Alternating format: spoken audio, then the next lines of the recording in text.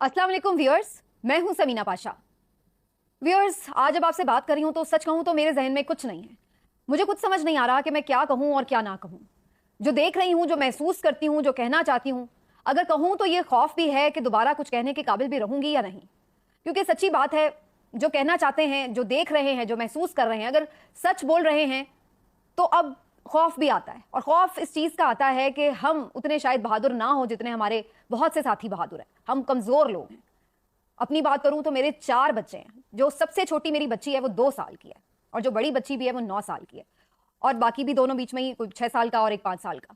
छोटे छोटे बच्चे हैं, और मेरे बच्चे तो ये अफोर्ड नहीं कर सकते कि मैं एक रात भी घर से बाहर रहूं, या मुझे कोई उठा के ले जाए, या मैं कहीं लापता हो जाऊं। पहले मैं बेधड़क सच बोल रही थी, जो दिल में आ रहा था कह रही थी। उसकी वजह यह थी कि मुझे कहीं ना कहीं एक एतमाद था। वो एतमाद ये था कि मैं एक खातून हूँ, और भले सख्तियां हो रही हैं बहुत सी लोगों की, जो नापसंद बातें हैं, किसी को अगर पसंद नहीं आ रही ताकतवरों को, तो वो उठा लेते हैं, वो गायब कर देते हैं, वो मुकदमा दर्ज करवा देते हैं, वो नौकरी से निकलवा देते हैं। तो ये चीज़ें हम अपने आसपास देख रहे हैं।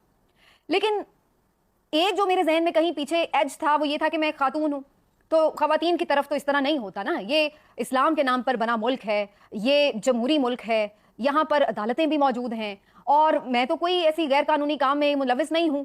तो कहीं ये खौफ नहीं था कि कुछ होगा, कोई हम तक पहुँचेगा, या हम भी कहीं ना कहीं खबरों की खुदा न खास्ता जीनत ही ना बन जाएं खबरें देते देते।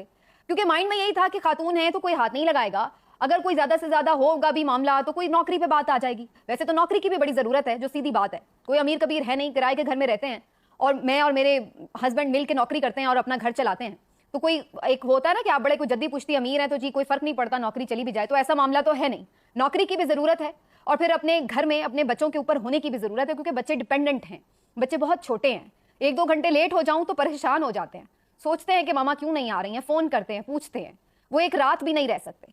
तो पहले मुझे ये फिक्र नहीं थी। मुझे मालूम था कि ऐसा थोड़ी हो सकता है, अपने लोग हमारे साथ ऐसा क्यों कर सकते हैं, वो भी सिर्फ इसलिए कि हमारी बात पसंद नहीं आ रही। मुमकिन है कि हमारी बात ठीक ना भी हो सकता है कि कहीं हमसे भी फैक्चुअल मिस्टेक्स हो सकती हैं, हो सकता है हमारे से भी एनालिसिस की गलतियां हो सकती हैं, तो हो सकता है।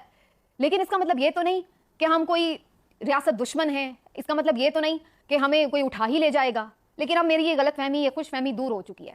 मुझे अंदाज़ा हो चुका है, जो पिछले चंद दिनों में मैंने ख़वातीन के साथ होते देखा इस मुल्क में, चाहे वो पॉलिटिकल वर्कर्स हों, भले वो एक्टिविस्ट हों सोशल मीडिया की, भले वो कोई भी हों, मतलब इस बात से अब फ़र्क नहीं पड़ता कि आप खातून हैं या मर्द हैं।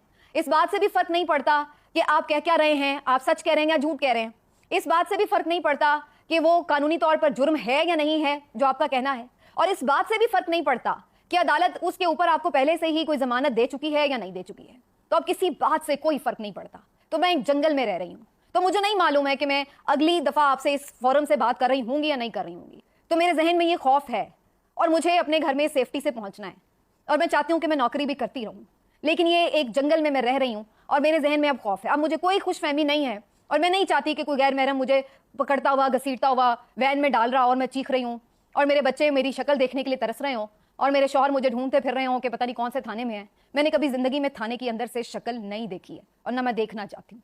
लेकिन अब मुझे मालूम है कि मैं इस खुशफहमी से निकाल लूँ खुद को, क्योंकि इस मुमलिकत खुदादाद में कुछ भी हो सकता है, कुछ भी हो सकता है। मेरी बात किसी को भी नागवार गुजर सकती है, और उसके बदले में मेरे साथ कुछ भी हो सकता है, क्योंकि यहाँ तो कोई चीज़ मैटर ही नहीं करती। मैं भले जाके अदालत से कोई प्रोटेक्टिव बेल भी ले लूँ, कुछ भी ले लूँ, फिर भी मुझे पता है कि इससे कोई फर्क नहीं पड़ता, क्योंकि ऐसी बेलें तो सबने ली हुई थी ना। श्री मजारी को हाईकोर्ट ने रिहा किया, फिर जाके पकड़ लिया। अली मोहम्मद खान को रिहा किया, फिर जाके पकड़ लिया।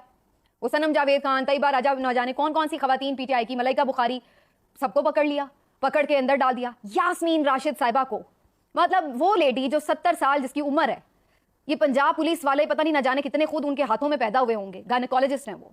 माँ जैसी वो औरत है, इतनी ज़ईफ औरत है, और कैंसर की सर्वाइवर है। उसके ऊपर आप दहशतगर्दी के पर्चे डाल रहे हैं, जैसे उन्होंने कोई हाथ में कलाशनकोफ उठा रखी है। ना माओं का लिहाज रह गया है, घरों पर रेड ऐसे कर रहे हैं कि जैसे कोई, यानी किसी के बाप का घर है कि जैसे मर्जी अंदर आओ, कूद कर आओ, मारो पीटो निकालो। इस तरह का माहौल है इस मुल्क में इस वक्त। खौफ है बिल्कुल, और कोई कानून नहीं है, बिल्कुल नहीं है। जिसका जो दिल करता है वो करता है। कोई इस गलतफहमी में मुब्तला न रहे कि अदालतें हैं तो कुछ नहीं होगा। मुझे याद आ रहा है कि एक दफ़ा पहले जब इमरान रियाज खान को गिरफ्तार किया गया था, उससे भी कुछ देर पहले उन पर जब मुकदमात कायम किए गए थे, तो लाहौर हाईकोर्ट के बाहर किसी से बात करते हुए सोशल मीडिया पर उन्होंने ये बात कही, क्या हो गया, बनाना रिपब्लिक थोड़ी है, ये देखें अदालतें काम कर रही हैं, मुकदमात कायम कर लिए तो क्या हो गया, ये देखें मुझे जमानत मिल गई है। ایسے تھوڑی ہوتا ہے, یہ ملک ہے, ہمارا ملک ہے, یہاں پہ عدالتیں کام کر رہی ہیں, یہ بنانا ریپبلک تھوڑی ہے. لیکن اب عمران ریاض خان کو پتا چل گیا ہے کہ یہ بنانا ریپبلک ہے, کیونکہ 5-6 دن سے وہ بندہ لاپتہ ہے اور کسی کو نہیں پتا ہے کہ وہ بندہ کہاں ہے. پولیس نے اس کو اریسٹ کیا ہے, لیکن پولیس کو خود نہیں پتا ہے. یہ جو ہمارے محافظ بنے پھرتے ہیں نا پولیس والے, ان کو خود نہیں پتا ہے کہ وہ کہاں ہیں. جھوٹ بول رہے ہیں عدالت سے جا کے کہ ہم نے تو رہا کر دیا, اور اس کے بعد ہمیں نہیں پتا وہ کہاں ہیں. تو اب عمران ریاض خان کو پتا چل گیا ہے کہ یہ ملک بنانا ریپبلک ہے. اب ان کو پتا چل گیا ہے کہ یہاں پر عدالتوں کے فیصلوں کا, ان کے آرڈرز کا کیا ہوتا ہے. کوئی اس کی اوقات نہیں ہے, کوئی حیثیت نہیں ہے اس کی. سپریم کورٹ آرڈر کرے تو حکومت وقت سپریم کورٹ کو اس کے سامنے کھڑے ہو کر گالیاں دے, مریم نواز اس کے سامنے کھڑے ہو کر اس کو گالیاں دے, اور سب کلیپنگ کریں, اور اس کے بعد پورا اہتمام کیا جائے ان گالیوں کے لیے, اسٹیج فراہم کرنے کا پورا اہتمام کیا جائے. میں نے پچھلے ویلاگ میں کہا تھا, آپ دیکھیے گا فیسیلیٹیشن ہو رہی ہوگی JUI کے دھرنے کے لیے, اور ہوئی فیسیلیٹیشن ہوئی. آپ نے دیکھا کیسے FC والے پیچھے ہٹے, کیسے پولیس والے پیچھے ہٹے. یہی پولیس والے FC والے جو مار کے بھکس نکال رہے ہیں اس وقت PTI کے کارکنوں کا. اور جب نہیں نکالنا تھا, جب یہ طے تھا کہ اب انہیں کرنے دو جو یہ کر رہے ہیں, تو تب کسی نے چوں نہیں کیا, ایک ٹیئر گیس نہیں کی. 9 مئی کو ہونے سے روکنے کے لیے کوئی ایک پولیس والا آگے آیا کہ ہم آ کے روکیں بھائی, یہ کراؤڈ ادھر نہ جائے, یہ نہیں کرو. کوئی ایک اعلان ہوا؟ نہیں ہوا. تو جہاں روکنا ہوتا ہے, چاہے وہ کچھ کر رہے ہوں نہ کر رہے ہوں, تو آ جاتے ہیں واٹر کینن لے کے, ٹیئر گیس لے کے, ربڑ بلٹس لے کے, شیلز لے کے. اور جب نہ منع کرنا ہو, جب یہ طے ہو کہ منع نہیں کرنا, تو پھر ساری عوام کو کھلا چھوڑ دو. وہ کور کمانڈر ہاؤس میں جائے, وہ شیشے توڑے, وہ آگ لگائے, وہ ریڈیو پاکستان جلائے, وہ کچھ بھی کرے, تو ان کو کرنے دو, ان کو روکو نہیں, کیونکہ وہ فائدے میں ہیں, تاکہ کل کو ہم یہ دکھائیں کہ یہ دیکھو جی یہ تو دہشت گرد جماعت ہے. تو اس لیے انہیں کرنے دو, انہیں نہ روکو. کہہ رہے ہیں جی ہم نے استعمال نہیں کیا فورس کا, اور ہم نے بڑا کوئی ریسٹرین کا مظاہرہ کیا. اچھا جی, تو کیا تھا ان کے پاس؟ وہ خود کچھ جیکٹ پہنے ہوئے بمبار تھے کہ اگر آپ انہیں نہ روکتے تو پتہ نہیں کیا ہو جاتا. کیا ان کے ہاتھوں میں پستولیں تھیں؟ کیا وہ کوئی کریکر بم لے کے آ گئے تھے, پیٹرول بم لے کے آ گئے تھے؟ کیا تھا ان کے پاس جو آپ روک نہیں سکتے تھے؟ چند سینکڑوں تھے نا, چند 100 تھے آپ کے بقول. تو کیا ہوا, تھوڑی سی ٹیئر گیسنگ کرتے آپ تو وہ نہیں رک سکتے تھے. روکنا مقصود نہیں تھا. اعتزاز احسن صاحب نے جو بتا دیا ہے نا وہ بہت ہے, وہ کھول کے بتا چکے ہیں کہ یہ بیسکلی, میں اس بات کو ڈیفینڈ نہیں کر رہی کہ وہ PTI کے ورکر تھے یا نہیں تھے. ہوں گے بھائی, PTI کے ورکر ہوں گے, مشتعل عوام ہوں گے, جذباتی کارکنان ہوں گے, جو الفاظ آپ نے کہہ لے شرپسند عناصر ہوں گے, لیکن روک کے جا سکتے تھے, روکا جا سکتا تھا.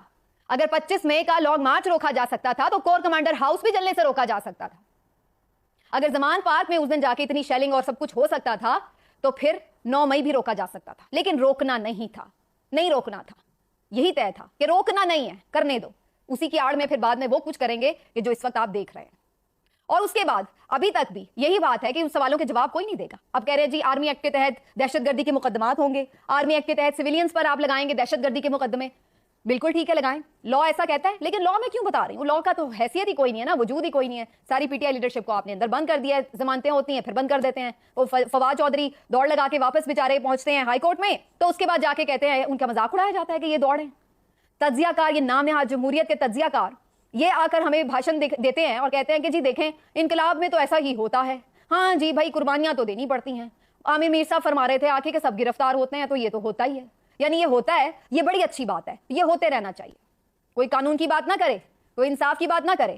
پہلے بھی ایسا ہوتا تھا, لہٰذا ہوتے رہنا چاہیے. پہلے بھی ہم جاہل تھے, ہم اب بھی جاہل ہی رہیں گے. پہلے بھی ہم غیر مہذب تھے, ہم اب بھی غیر مہذب رہیں گے. ہم کبھی سیکھیں گے نہیں, ہم ہمیشہ یہی کریں گے. اسی طرح اپنے ملک کو آگ لگائیں.